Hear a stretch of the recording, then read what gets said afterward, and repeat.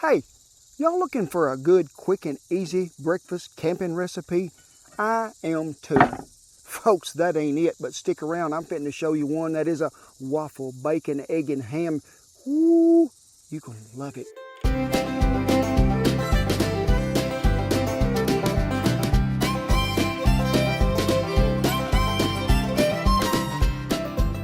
Hey, thank y'all for stopping by. It is a great day. My name is Kent Rollins, and welcome to Cooking with Cowboy Kent.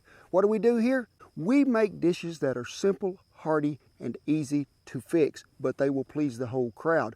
And if there is some new viewers out there, let me put my arms around you and give you a hug. We are so glad you're here.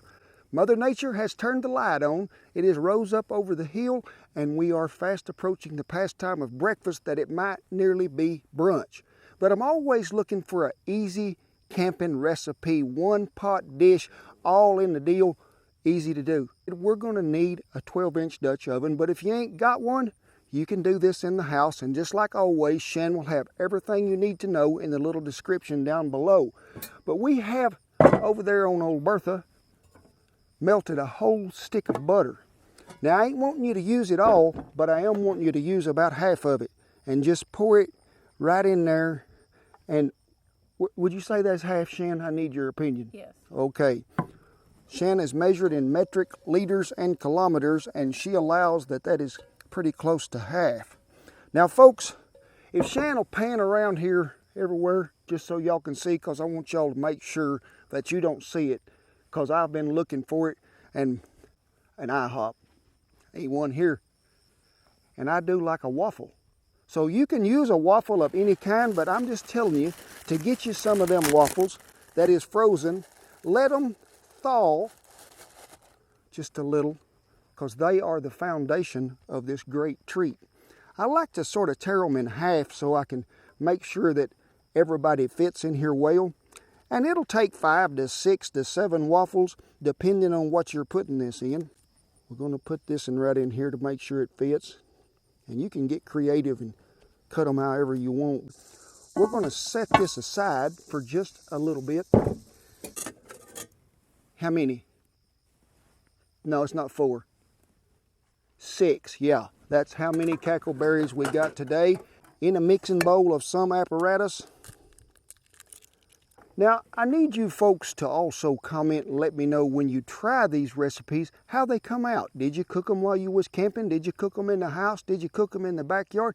But remember, most of all, did you share them with a friend or a neighbor? That's what it's about.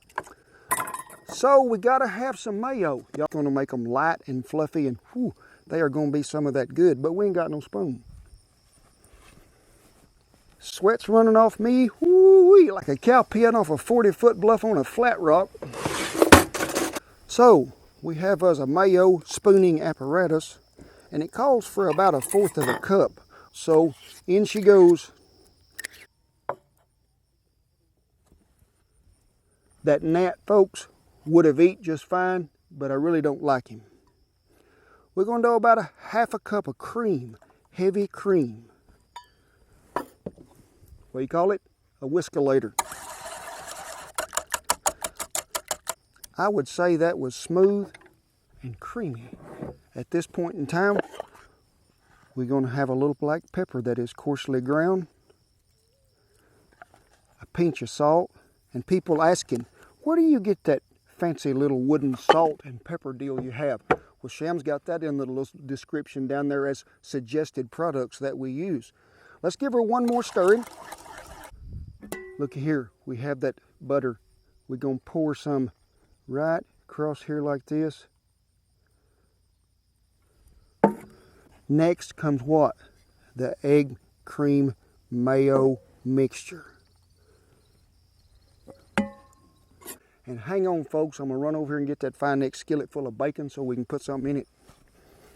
Be sure now, the next video after this one, we're going to be doing a review on this fine neck skillet, so be sure and stick around. I like to drain the grease out, give everybody a good sprinkling. I like to cook this half done, but you can see I got busy and old Bertha decided she'd cook it nearly all the way done, but it'll still turn out just right. Chopped ham with mine. You can use sausage, You can use chorizo. You can use whatever you got on hand. But make sure that you have plenty of meat. You can just cover it up with bacon, more and more and more. This is about a cup of diced up ham. And I'm going to put it on there, and then I'm going to spread it out a little more to make sure that everybody is well covered. So when you dish down in there, you making sure you get some meat. I've been to them deals, folks, to where you're going to eat something and you reach in there and you get something and they claim it has some meat in there and you can't find it. That's what we call a mystery meat ingredient. You don't even know it's there. So folks, I'm going to let that sit there and rest just a minute while I get this next topping ingredient ready to go. We have just got through putting together our little gravy concoction mixture here, which was 2 packets of just peppered gravy mix. Don't go by the instructions it calls there for. Use a cup of cream and a cup of cool water. Stir it up. We're going to pour it right over this. It is going to become the topping layer of the scrumptious goodness. So we go just pour it all around here. I want you to watch right here as I turn this around. Did you see it? No, you did not. A Dutch oven does not have a knob or a timer that says, ding, I'm done. But remember, we've taught y'all how to cook in these deals. We got some coals in Old Bertha. We're going to cook it on a tall trivet.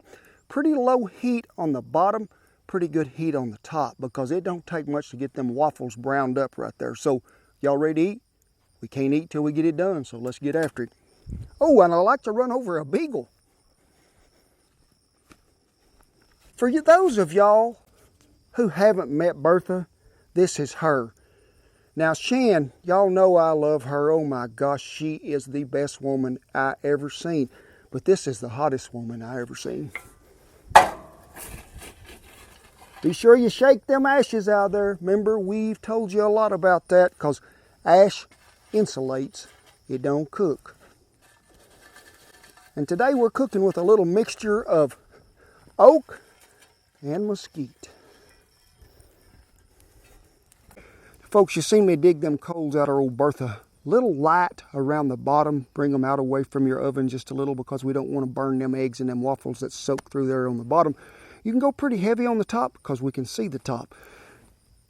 Ain't no breeze today, but we will still rotate to regulate heat as we go along. And cooking, this probably ain't going to take maybe 10 to 15 minutes in a Dutch oven to get this done, so stick around.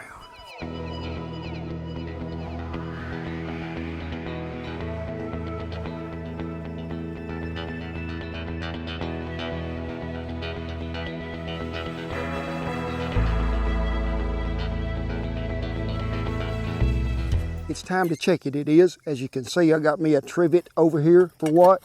To put the lid on. Ooh, looky there, what's happening. Them waffles is jumping up there. You can see them eggs, how they begin to set. You're still just a little jiggly. We're going to give it a rotation. We are nearly there on that bottom. We'll be able to take off that bottom heat there in a minute and just finish it on top. Now folks, I'm looking for that bottom to set up. Them waffles don't have to cook long, but I want them to sort of poof up just a tad.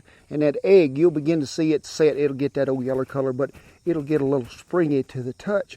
And we can probably come off that bottom at the time.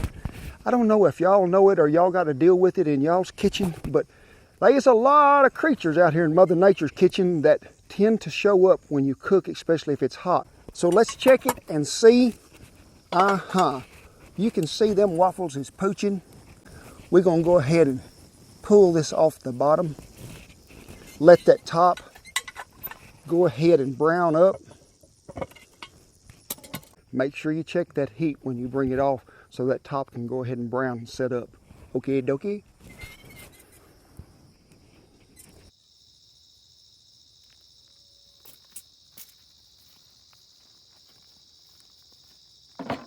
As you can see, folks, it didn't take long to really cook this deal. The waffles browned around the edge. Everything is sort of springy to the touch. The eggs set up there good. Them waffles will bubble up and try to jump out of there every once in a while on occasion. Just poke your air hole in them if you have to. Let them back down there. But it'll brown pretty easy on the top. That bottom don't take long to cook. Let it cool before you get a bite, because it'll burn the hair off of you, I promise. And I'm just going to see if it's...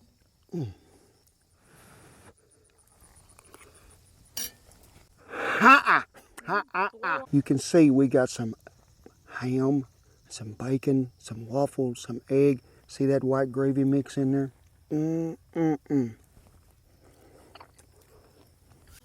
Now, I'm going to address this to the southern folk, everybody that growed up in my neck of the woods and eat at them old greasy spoon diners that was some of the best breakfast you ever eat in your life. You remember them old buttermilk biscuits you used to get, and they'd pour that gravy on them, and they'd sit there and soak it up, and when you reached in there and took a bite of that, it's just a light and fluffy, I think as Shan would say, maybe quiche-like mixture going on. But folks, this is some fine dining right here. Get the waffle as the base, but it don't taste like waffle no more. It tastes sort of like a buttermilk biscuit that sit there and soaked in that butter. All of it come through the top, but then you top it back off with that bacon and ham, layer that gravy mixture on there. It's all your basic food groups you need at one time in a Dutch oven, and it's easy to fix. That's why I call it an easy camp breakfast, and it'll feed a lot of folk. I hope you enjoyed this. It was a little hot, humid, and a little bug infested at times as creatures was flying by here, there, and yonder, and some of them even bit me. But it's okay, because it's worth it to get to share this with y'all. You can do it outside in the backyard. You can do it on a camping trip. You can do it for a breakfast anytime in the house. Now remember, Shan will have everything you need in the little description below. Recipe, everything. It'll always be there. But folks, I got a little something special I want to say. I tip my hat and I thank you to all our servicemen and women and our veterans who have kept this country free and safe. And that's what it's all about, folks. And we get so many emails and comments from them that say, hey, Kent, y'all sort of keep our life normal, sort of like watching home when we will tune in and watch y'all. So we appreciate it. We do. We don't take that for granted. And I have a very special shout out today to a dear friend of mine, Roger Bianco. My friend, stay safe, stay strong. Me and the Big counting on you watching so you can help us out on future videos, okay? So I ask you to hit that subscribe button down there on the bottom, but also share the videos with your friends and family, but also share the food. God bless you each and every one. Hope you have a safe day above the grass, and don't forget to share.